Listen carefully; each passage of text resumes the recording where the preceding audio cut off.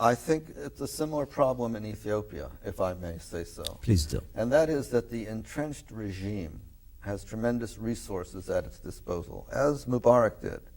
But what do the regimes in Libya and Ethiopia have in common? A belief in their revolutionary character. They both are regimes that believe that they grew out of the power of the people, that they represent the flower of revolutionary forces, and therefore their legitimacy is unquestioned, in their minds at least. So this is a major issue, that the green revolution of Gaddafi, right, does have a significant number of supporters, as does the government in Ethiopia have a significant number of supporters who believe that they are continuing the revolution against the Derg and bringing Ethiopia into economic development, into higher international standing in alliance with the United States, and whatever it is that propels these people, they believe in their own revolutionary character. This is what differentiates them from the other. That is a very astute observation. How are we going to break these entanglements then, as you correctly point out, which peculiarly present Libya and Ethiopia to be as politically problematic cases, where the interests of the masses seem to be glued to different loyalties?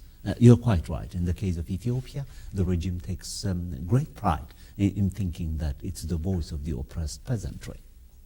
Yes. So when uprisings take place, class interests among and in between the peasant class are going to determine the wave of the revolutionary upsurge. There will be a bloodbath, essentially, of the type that we're seeing in Libya.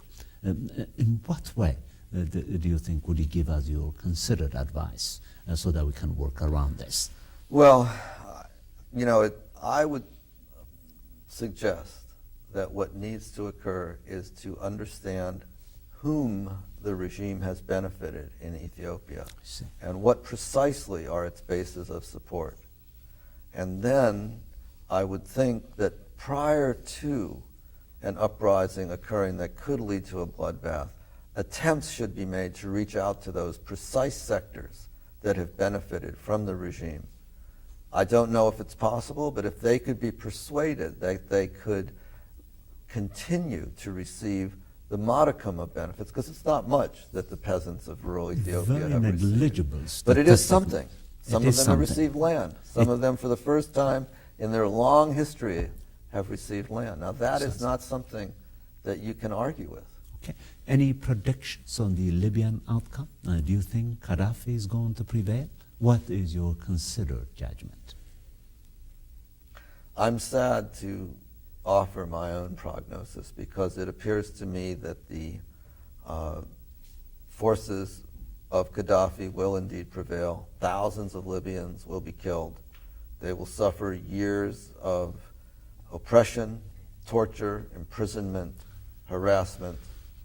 But I think at the end of the day, the Libyan people will find a way to establish a government that truly serves the interests of all the people of Libya. So the luminosity and the glimpses of hope that the uprisings gave us seems to have taken a brief break in Libya. Well, in Libya, it's unclear. I mean, I don't have a crystal ball. I hope I'm wrong in what I just said.